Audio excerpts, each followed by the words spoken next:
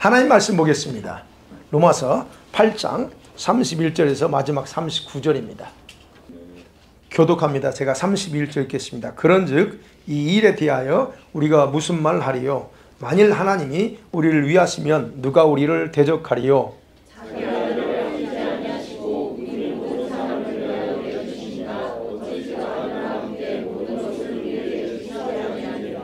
누가 능히 하나님께서 택하신 자들을 고발하리요?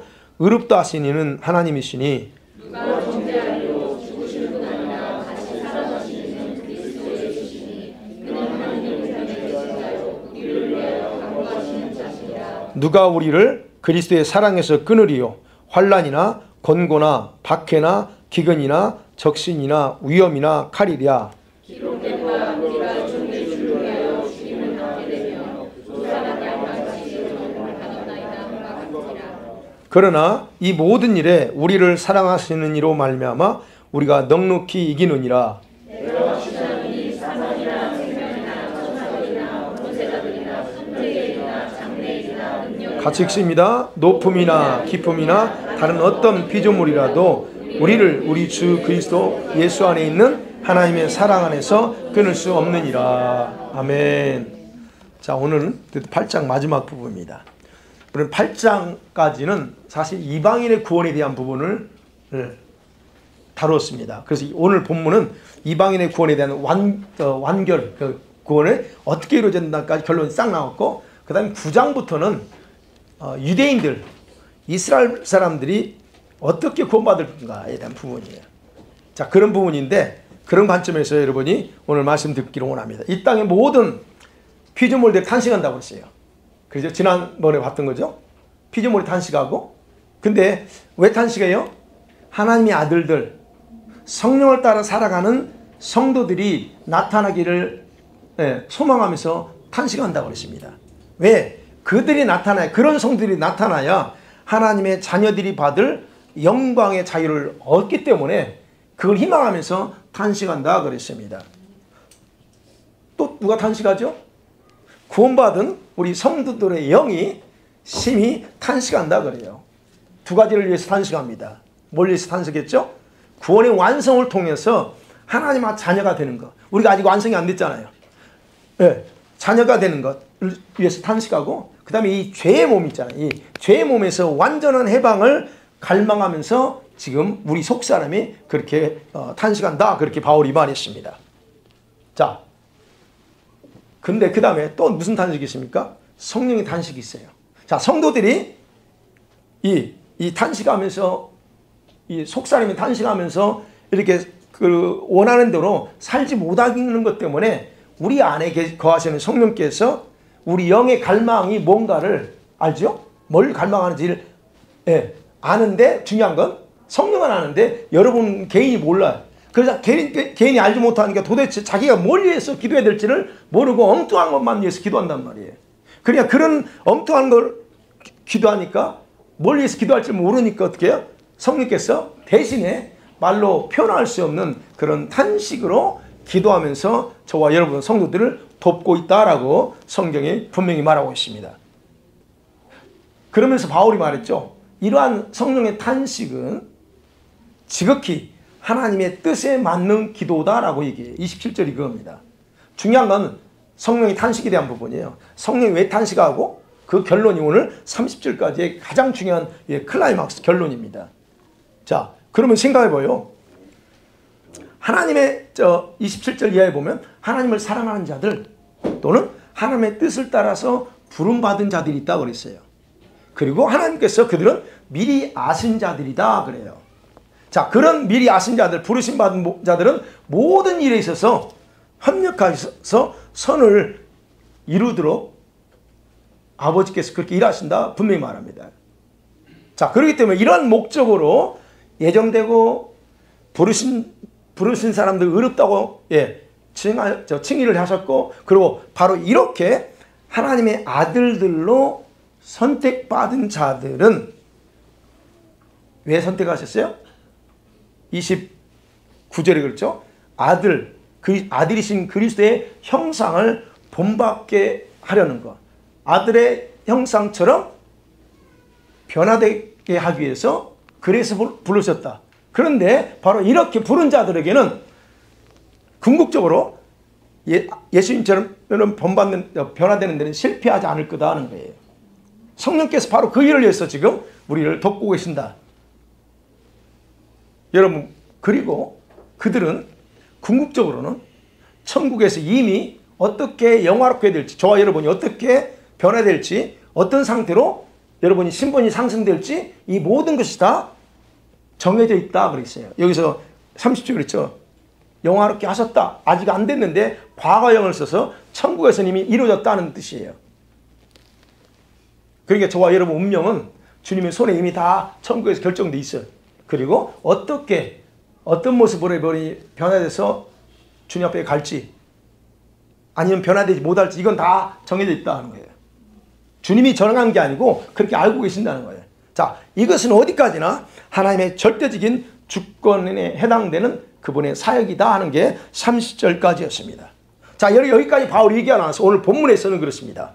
사실 이제 본문에서는요, 바울은요, 하나님께서 이렇게까지 놀라운 계획과 방법으로 구원을 완성했다는 사실을 깨달았잖아요.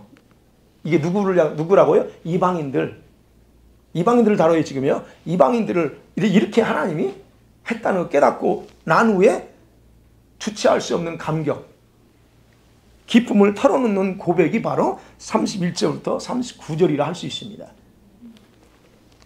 그래서 얘기하는 거예요. 하나님께서 성령을 통해서 이렇게 놀라운 일을 행하셨다면 누가 이 일을 제기할 수 있겠느냐는 거예요. 그게 지금 31절이죠. 그런즉 이 일에 대하여 우리가 무슨 말 하겠느냐는 거예요. 어떤 사람은 그럴 수 있죠. 아니요. 하나님 앞에 이 일을 아니, 하나님 왜 그러세요? 나도 좀 더 해주지. 이 일을 제기할 사람도 있을 수 있는데 아무도 그렇게 할 수 없다는 거예요. 하나님이 하신 것에 대해서 누구도 그렇게 이 일을 제기할 수 없다는 거예요. 그러면서 하는 거예요. 주님의 주권대로 행하신 것에 대해서 할 말이 없다는 거예요. 그래서 바울은 이런 5가지의 이것에 대해서 설명하면서 5가지의 질문 형식으로 하나님께서 행하신 일을 찬양하면서 자기 논리를 전개해 나갑니다. 첫 번째로 보면요, 32절이거든요. 하나님의 그런 주권적인 행위에 대해서 그대로 믿음으로 여러분이 받아들인다면 누가 우리를 대적할 수 있느냐 하는 거예요. 31절이죠. 만일 하나님 우리를 위해서 이런 일을 했다면 누가 이 일에 대해서 어게인스트 할 수 있느냐 하는 거예요. 그럼 무슨 말이에요? 하나님 우리 편이라는 거예요. He is on my side. 내 편이라는 거예요. 바로 이에 대한 바울의 직접적인 대답 뭡니까? 아무도 없다 하는 거예요. 누구도 이의 제기할 수 있고 어게인스트 할 사람이 없다는 거예요. 여러분, 하나님의 구원 행위에 대해서 여러분 이의를 제기할 수는 없지만, 그런데 분명한 사실은 이의를 제기할 수는 아무도 없지만 우리 성도들에게는 대적하려는 시도는 매일 있을 수 있습니다. 무슨 말인지 아시겠죠? 이 원수마귀가 있다는 얘기예요. 그 누구도 우리를 건들 수 없지만 이 원수마귀는 항상 하나님의 구원 행위가 이렇게 하나님이 이렇게 완성한 모든 구원 행위에 대해서 성도들이 여러분에게 그대로 적용돼서 완성되는 것은 방해할 수 있다는 거예요. 주님이 이렇게 딱 완성해 놨는데 또 계획도 있는데 이것이 이루어지지 못하도록, 아니면 여러분이 그것을 여러분 스스로 적용하지 못하도록 얼마든지 방해는 가능하다는 겁니다. 이 원수가 어떻게, 무슨 방법으로 방해하고 어떻게 대적할까요? 뭘 가지고 할까요? 의심입니다. 가장 큰 원수의 도구는 의심이에요. 그렇잖아요. 주님이 이렇게 귀한 걸 주셨는데 스스로 의심합니다. 여러분이 여러분의 구원을 완성하실 하나님의 주권적인 행위에 대해서 확신하지 못하고 의심하게 하는 귀신의 방법은요, 다양한 모습으로 여러분의 마음과 생각을 조종합니다. 여러분, 의심이라는 게 알죠? 의심하지 말아야 되는데 자꾸 의심이 생겨. 여러분, 우리 성도들에게는 성경에서는 이미 알고 있는 것처럼 의심이라는 것이 얼마나 위험한 것인가에 대해서 우리는 잘 알고 있습니다. 헬라어로 의심이라고 하는 단어는 좋은 단어예요. 처음 헬라 뜻은 디아크리노예요. 판별하여 구별하고 판단하다는 뜻이에요. 그러니까 이게 옳고 그른지를 구별할 줄 알고 판단하는 뜻인데 동시에 그게 의심하다는 뜻이에요. 뭔 말이냐면 하나님의 약속에 대해서 믿지 않고 망설이거나 주저하는 태도 또는 바다 물결처럼 이렇게 흔들리는 불안정한 마음의 상태를 나타나면서 의심하다는 뜻이에요. 그러면 생각해봐요. 아니 마음에서 이거 왔다 갔다 해. 거기서 야고보가 그 부분이 제일 많이 강조하고 있잖아요. 야고보서 1장 시작. 오직 믿음으로 구하고 바다 물결 같으니 사람은 무엇이든지 주께 얻기를 생각하지 말라. 두 마음을 품어 모든 일에 정함이 없는 자가. 중요한 건 두 마음이에요. 두 마음. 의심하는 사람은 두 마음 품고 있어요. 마음에. 이거는 옳다고 믿고 이건 아니다라고. 하나님이 이렇게 해주셨는데 한쪽에서는 아니다라고 자꾸 생각하면서 받아들이는 이 두 마음. 여러분 이 의심입니다. 이게. 이 의심이 얼마나 위험하냐면 기도 응답을 받지 못하게 한대요. 제가 보면. 기도는 해. 근데 기도 응답 못 받아요. 여러분에게 이 의심이 자리 잡을 수 있어요. 근데 그게 의심이 있다라고 본인 스스로 모릅니다. 여러분 속에 의심이 있다는 것 점검해 보셔야 돼요. 뭔가 놓고 기도하면서 기도할 때는 믿습니다 했는데 돌아서서는 이게 이루어질까?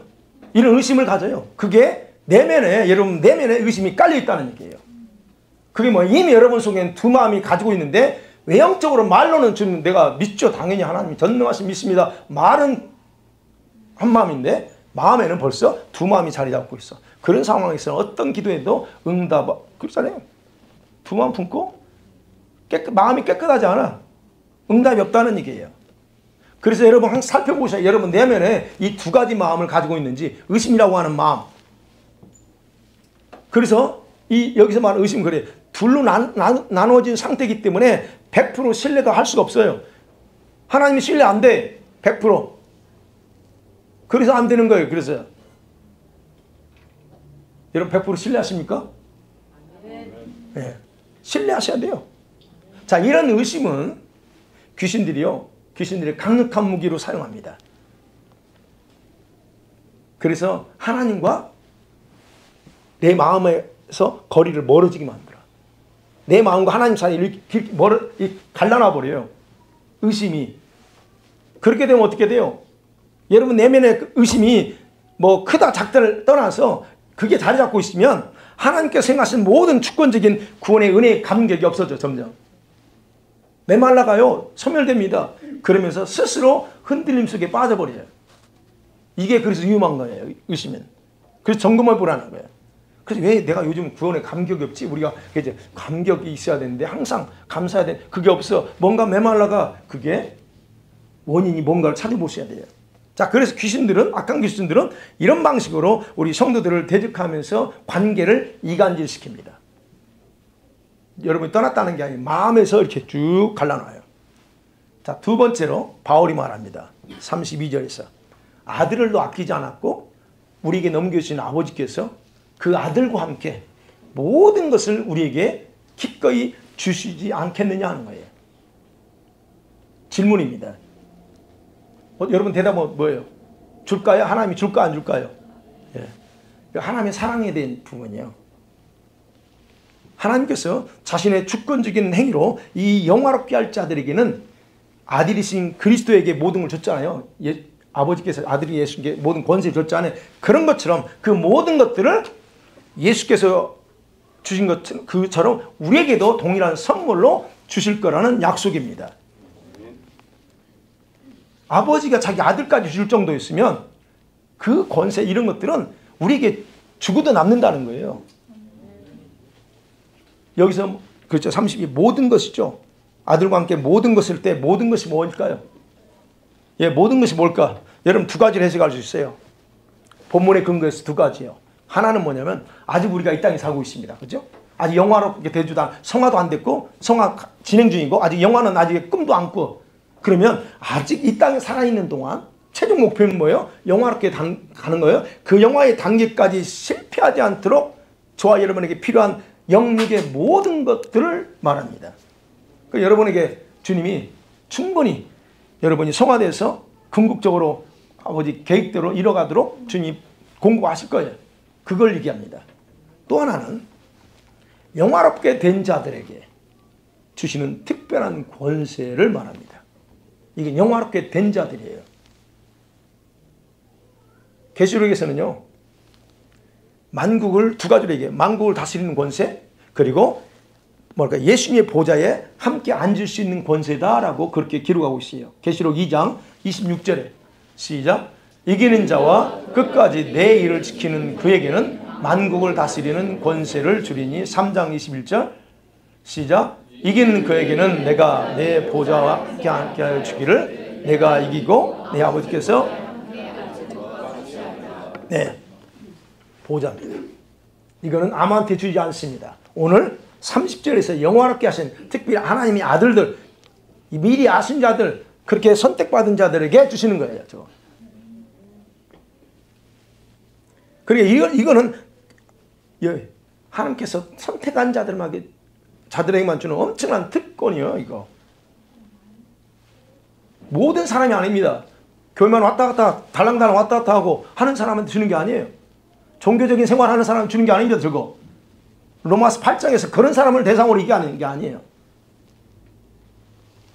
그렇기 때문에 저와 여러분이 진짜 하나님이 나를 선택했다는 거, 여러분이 하나님이 미리 아신 자들이라고 하는 거, 그런 사실을 여러분이 의심하지 말고 받아들이고, 그리고 예수 그리스도의 형상을 본받아서 여러분 스스로를 작은 예수님처럼 사셔야 된다는 겁니다. 여러분이 진짜 그렇다면 여러분은 목표가 뭐야 돼요? 예수님처럼 되는 거예요. 즉 그리스도의 형상처럼 가는 걸 목표로 가야지, 교회만 왔다 갔다 하는 거 가지고 말하지 않는다는 거예요. 그 사람들 해당 안 돼요. 이거 구원 못 받는다는 게 아니고 오해하지 마세요. 천국 가.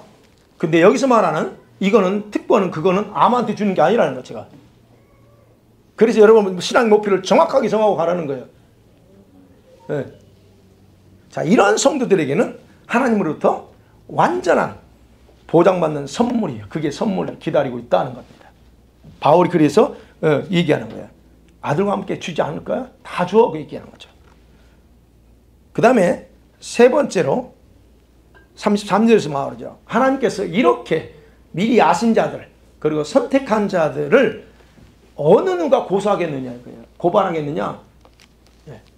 고발할 수 있다는 거예요? 없다는 거예요?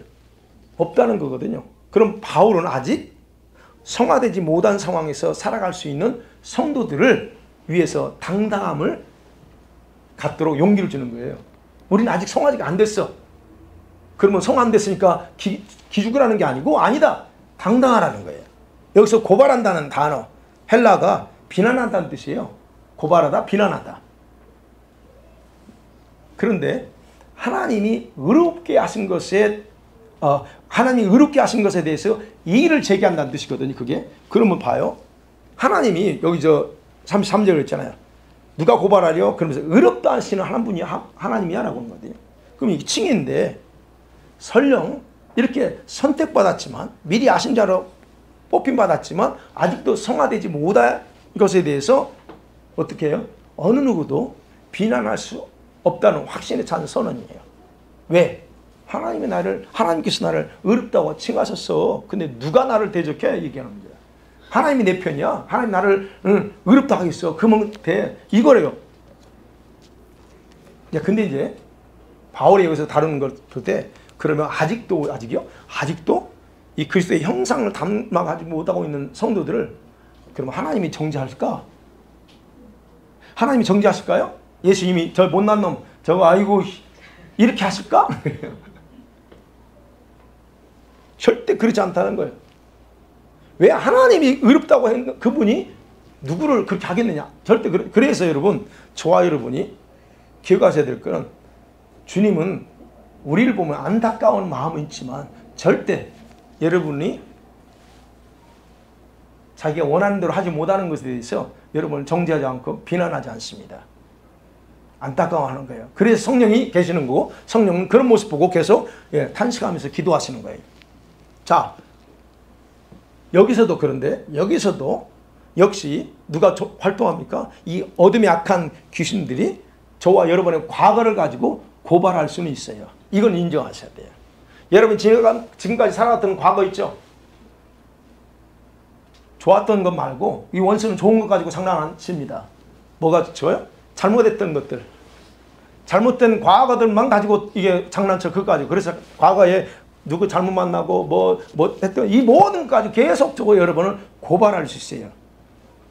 그럼 여러분 어떻게 하셔야 돼요? 고발 당해야죠.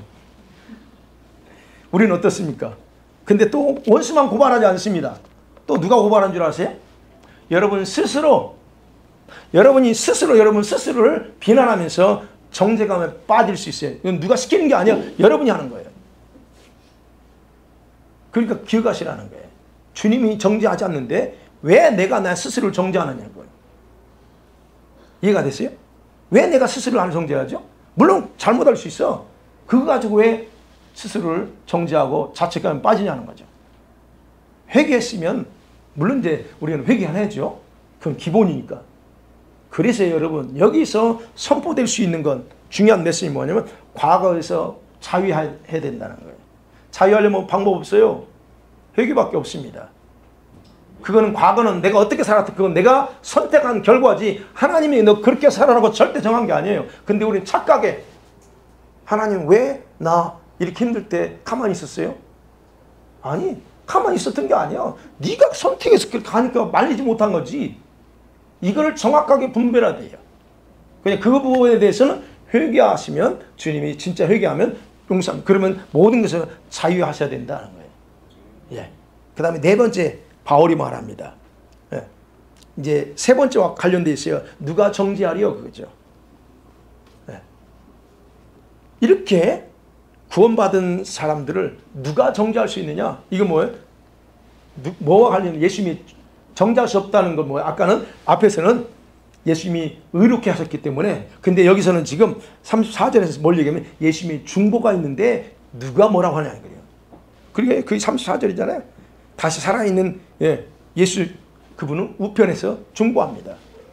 네. 그래서 얘기하는 겁니다. 아직까지도 우리가 변화되지 못하고 아직까지도 우리가 성화되어 가는 과정이지만 그렇다고 주님께서는 저와 이런 사람들을 정죄하실까? No, 정죄하지 않는다는 거. 그래서 주님이 보좌 우편에서 그 부활하신 주님께서 보좌 우편에 앉으셔서 성도들을 위해서 중보하신다고 소개하는 거예요. 그분은 정죄하는 게 아니고 중보하고 있어요.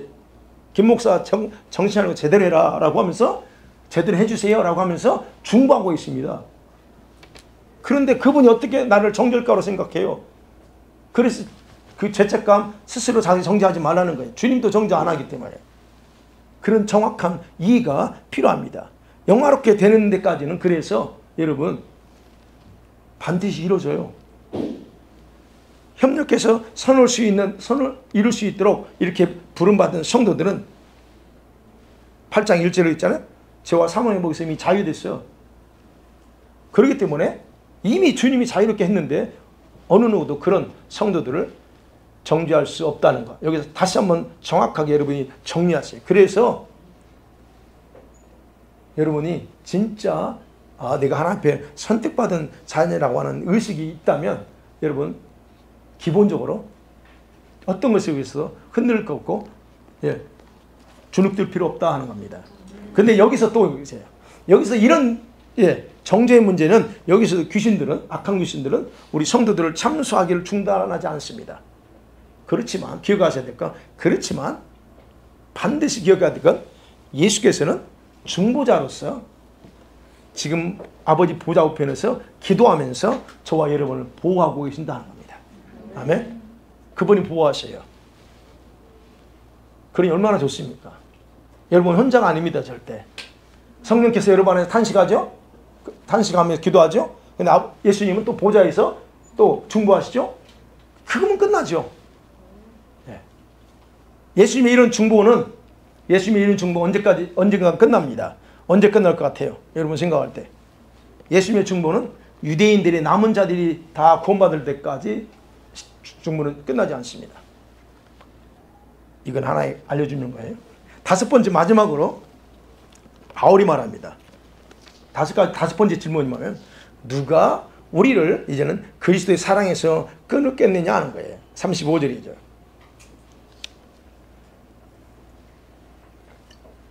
바울은요, 우리 성도들에게 실제적인 신앙생활에서 실제적으로 유업적인 요소 7가지를 얘기합니다. 우리 삶 속에 실제 신앙생활에 유업적인 게 있잖아요. 그게 뭐예요? 환난, 고통당하는 거. 그렇죠? 여기 핍박, 박해라고 표현했죠? 그 다음에 기근. 예. 기근이 뭡니까? 먹을 게 없는 거죠. 궁핍도 역시 헐벗는 거예요. 궁핍, 위험함 또는 칼 7가지 언급합니다. 예. 자, 그렇다면 이런 7가지 이런 것들이 예수님의 사랑을 끌어낼 수 있는 능력이 있을까 하는 거예요. 환난이나 이런 기근이 예수님의 사랑에서 끌어낼 수 있는 능력이 있느냐 하는 거예요. 자, 이 말을 또 달리 바꿔서 말씀드려볼게요. 예수께서 스스로 저와 여러분을 자신의 사랑에서 끊어낼 수 있는 게 없다는 거예요. 끊어버릴 수 없다는 거예요. 근데 귀신들은, 약한 귀신들은 항상 예수 그리스도께서 스스로 자신의 사랑에서 우리를 끊어버릴 수 없다는 걸 알면서도 우리 스스로가 그래요. 우리 각자 스스로가 그 사랑에서 끊어져 나가도록 온갖 수단 방법은 가리지 않고 있다는 거예요. 이해가 되죠? 그분은 절대 사랑 끊었지 않습니다. 근데 스스로가 끊어져 나가도록 해. 원수가 그렇게 장난질합니다. 그래서 이러한 방해를 인식하고 자신을 지키는 게 중요합니다. 이러한 7가지 외적인 요소들은 바울이 설명합니다. 36절에 구약의 성도들, 너희들만 당하는 게 아니고 구약의 선지자들, 구약의 성도들이 믿음을 지키기 위해서 경험했던 거야 라고 얘기하는 거예요. 그 말은 무슨 말입니까? 7가지, 여기서 말한 7가지 요소들은 우리 성도들에게는 당연히 지극히 당연히 신앙생활하면서 경험할 수 있는 것이고 경험해야 된다는 겁니다. 여러분 환난 없는 신앙생활 그거 얼마나 힘있을 것 같아요? 어려움 속에서 믿음을 지키는 거 이게 필요해요. 그러니까 이런 건 당연하다는 거예요. 그런데 바울이 말합니다. 희망이 뭐냐면 이거 이 37절 같이 한번 볼까요? 시작. 그러나 이 모든 일에 우리를 사랑하시는 이로 말미암아 우리가 넉넉히 이기느니라. 예, 7가지의 요소들 우리 스스로가 그리스도 사랑에서 끊어지도록 할 수 있는 7가지 이 모든 것들은 우리가 넉넉하게 이길 수 있대요. 누구 때문에? 우리를 사랑하시는 주님 때문에 얼마든지 이기고도 남을 능력을 가지고 있다. 즉 여기서 이긴다고 하는 건 정복한다는 거예요. 우리가 정복자라는 거예요. 얼마든지 우리는 그것을 이길 수 있다는 고백입니다. 이게 얼마나 여러분 희망이 있어요? 자, 바울이 여기까지 논증하면서 이제 클라이맥스에 도달합니다. 자신만이 확신 넘치는 그런 고백을 하면서 마무리하는 게 38절, 39절이에요. 그래서 뭐라고 합니까? 나는 확신한다 그럽니다. 나는 확신해. 뭘 확신할까요? 자, 헬라어는 왜냐하면 그래요. 내가 확신하는데 왜냐하면이라는 거예요. 헬라어는. 근데 우리는 성경 없지만 왜 확신하냐는 거예요. 자, 확신한 이유가 있죠. 여러분과 뭔가 자신감이 있을 때는 이유가 있죠. 그냥 자신감 확신하지 않죠. 이유가 있으니까 그런 거지. 바울도 여기서 말합니다. 확신합니다. 근데 왜냐는 거예요. 아까 그랬죠. 우리를 사랑하신 주님 때문에 27절에서 7가지 그런 요소들 얼마든지 정복하고 또 남는 능력을 가지고 있다고 했잖아요. 그렇다고 하면 그 다음에 이제 38절 39절에서 그럽니다. 여기서 짝을 이루어요. 사망과 생명 두려운 거죠. 이건 그죠? 천사들 권세자들 능력 이런 것들 뭡니까? 하늘에 속한 것들이요. 하늘에 속한 악한 것들. 여기서 권세자들요. 그 다음에 현재일이나 장래일이요. 이거는 여러분 시간적 영역입니다. 우리가 어떻게 할 수 없어요. 현재도 그렇고 미래도 그렇고 우리가 할 수 있는 게 하나 시간적인 영역에서 또는 높음이나 깊음 공간적인 영역이죠. 공간에 속하는 그런 공간적인 범위에 속하는 것들 그 속에 뭐가 있을까? 그런 것들 또는 그 밖에 다른 어떤 피조물, 이 우주 안에 존재하는 어떤 모든 피조물이라 할지라도 절대로 위협할 대상이 될 수 없다는 이유를 발견하고서는 자기가 확신한다고 얘기해요. 여러분 어떻습니까? 그렇죠? 내가 장래가 좀 어려우면 어떻게? 어쩌 뭐 어려우면 그냥 가는 거지. 이런 것들 때문에 그래서 이런 어떤 것들이 절대로 우리에게 어떤 영향력을 줄 수 없다는 자기만의 확신, 그것이 정확하게 정립되는 거예요. 여러분 그게 필요합니다. 바울은요 그런 거 자신이 언급할 수 있는 하늘과 땅, 시간과 공간의 영역, 이 모든 걸 다 얘기하면서 이 모든 것들은 사람에게 베푸신 하나님의 사랑의 크기와 능력을 훼손시킬 수 있는 그 어떤 것도 없다는 걸 여기서 확신했기 때문에 이런 말하는 거예요. 여러분 이게 바로 하나님의 원리고 능력입니다. 바울은 하나님이 어떤 분인가 알아. 하나님의 사랑이 뭔가를 알았어요. 정확하게.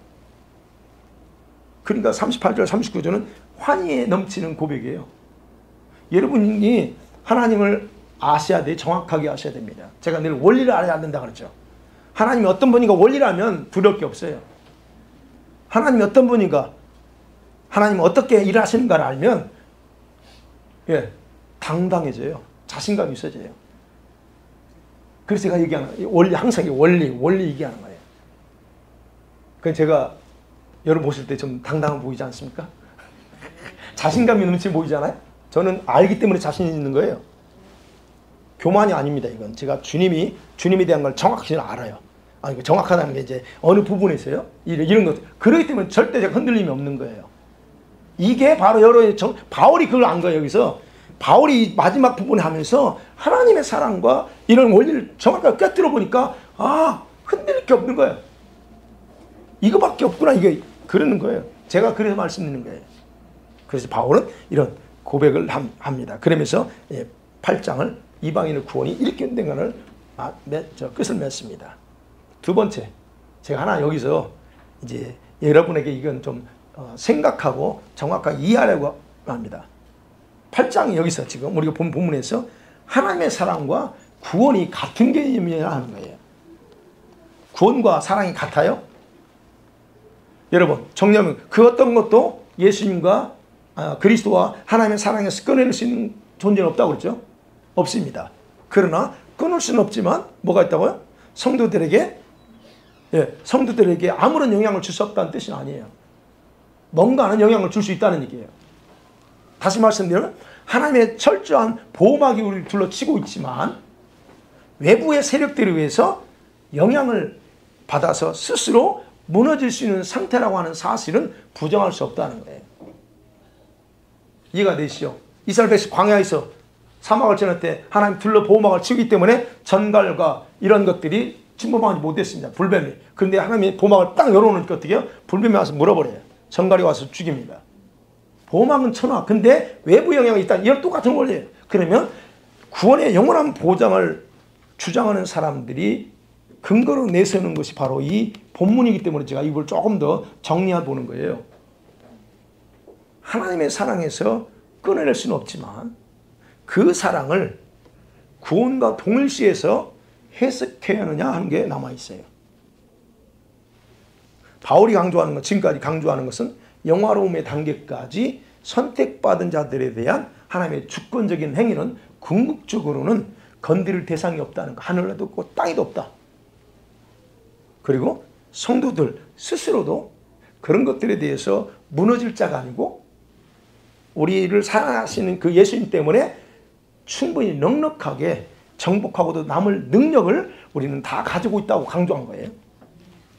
자, 그런데 바울이 누가 대적하리요? 누가 끊으리요? 이라고 하면서 아무것도 없다는 강조를 사랑으로 볼 것이냐 아니면 구원으로 볼 것인가 이 차이점을 생각해야 된다는 겁니다. 대부분 목사님들은 이거를 구원으로 봐요. 구원을 위한 보장이에요. 굉장히 좋습니다. 이게 잘못된 틀렸단 말은 하려고 하는 게 아니에요. 구원을 위한 보장으로 해석하면 어마어마합니다. 하늘이 무너져도, 우리의 말씀 보면 하늘이 무너져도 반드시 구원을 받는다는 확고부동한 확신을 가질 수가 있어요. 굉장히 좋습니다. 그래서 자기 아들까지도 아끼지 않고, 그 하나님, 사랑의 하나님께서 우리들은 절대로 버릴 수 없다는 결론이 나와요. 그러니까 100% 진리의 말씀 맞습니다. 이건 100% 맞아요. 어느 부모가 자기 자녀를 버릴 분 없던 것처럼 맞습니다. 그러나 제가 얘기하는, 그러나 그 맞지만, 그러나 본문을 하나님의 사랑을 강조할 것인가 구원 보장을 강조할 것은 구분해야 된다는 얘기예요. 제가 바울은 로마서에서 계속 강조한 게 뭐였어요? 하나님의 사랑을 강조한 게 아닙니다. 구원을, 믿음으로의 구원을 강조했어요. 8장까지 계속적으로 믿음으로 구원받아, 그렇죠? 강조했어요. 구원의 절정이 뭐예요? 29절 30절이에요. 절정, 영화롭게 되는 것까지. 자, 이것을 깨달은 바울이 환호에 찬 감격을 가지고 고백하는 게 오늘 본문이에요. 그러면 기회죠. 구원은 뭡니까? 하나님의 사랑의 근거를 둔 게 구원이에요. 하나님께서 타락한 인간을 구원하기로 작정하신 것은 뭐 때문일까요? 자신의 사랑 때문입니다. 자신의 사랑이 견딜 수 없어요. 여러분이 자녀에 대한 사랑이 견딜 수 없으니까 자녀를 위해서 자기 생명까지 줄 수 있는 그거 아니에요? 그 사랑 때문에 그래요. 그래서 사랑이 진노보다 더 앞서기 때문에 죄를 짓고 타락한 저 인간을 멸망시켜야 되지만 멸망시키지 못하는 거예요. 그래서 그 사랑의 근간 행동이 뭘로 나타나요? 그를 구원하는 행동으로 나오는, 그게 구원이에요.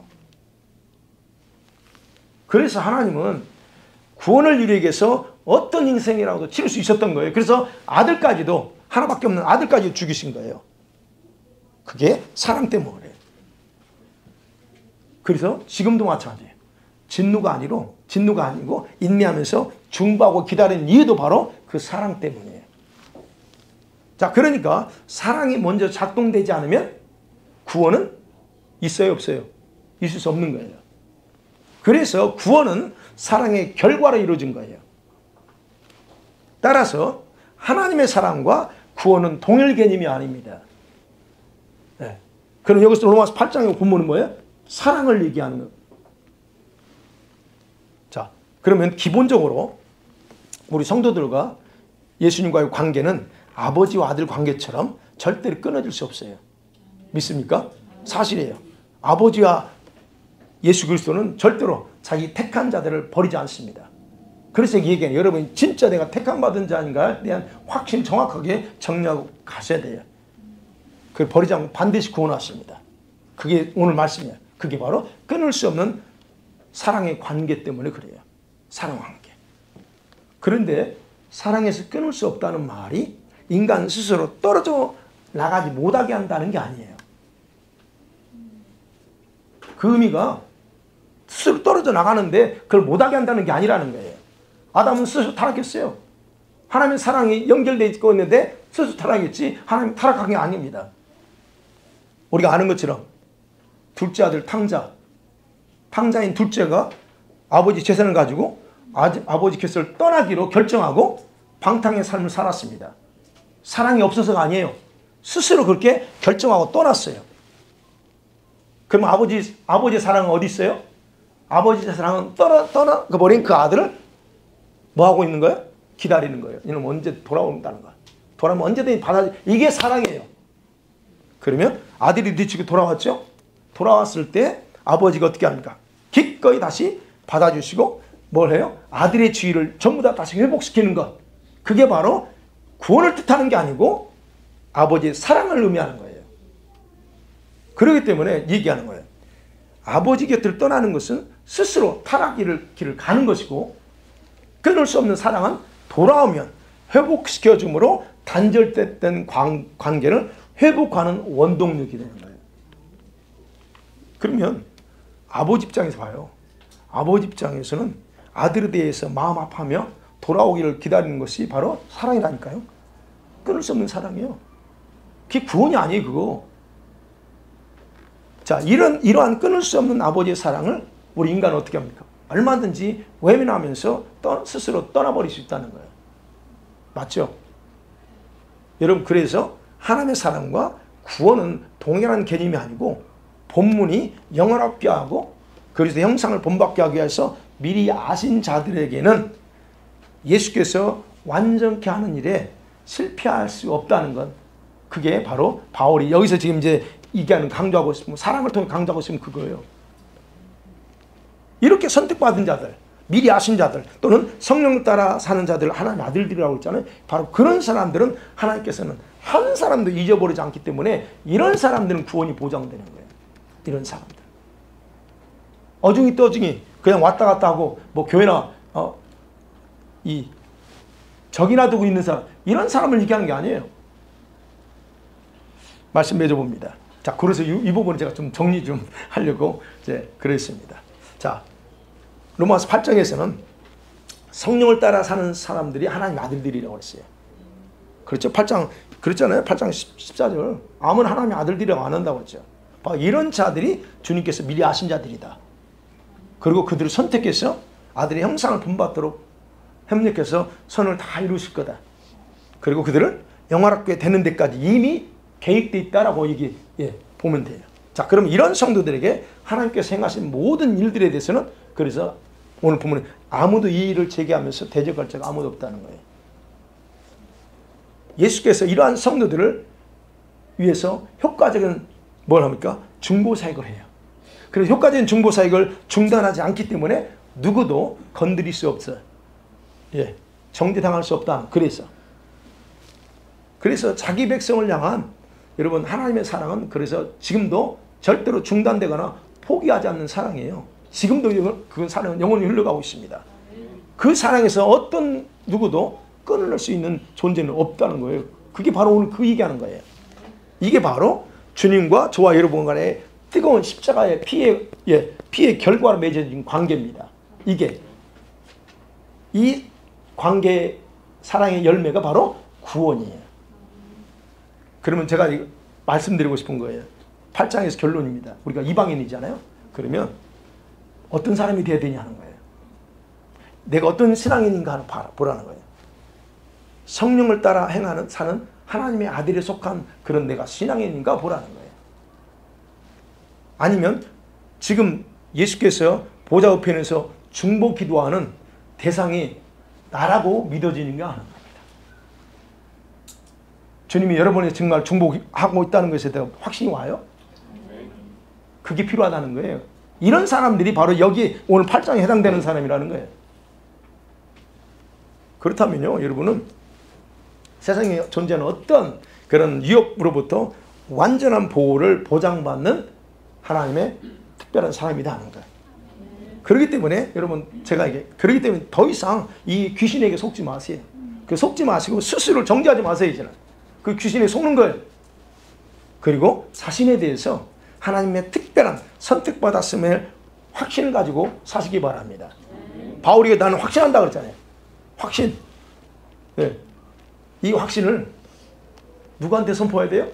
이 원수 자꾸 넘어뜨리려고 원수한테 나는 확신해, 너 장난치지 말라고 선포하세요. 그래서 하나님께서 여러분을 반드시 예수님의 모든 영광스러운 권세와 권위를 누리는 그런 하나님의 아들들로 영화롭게 하실 것을, 궁극적으로 하나님 나를 영화롭게 하시는 것을 믿으면서 여러분 자신을 이렇게 좀 이제는 지금처럼 살지 말고 조금 더 이렇게 더 성화를 향해서 나가는 삶을 살기를 주의 이름으로 간절히 축원합니다.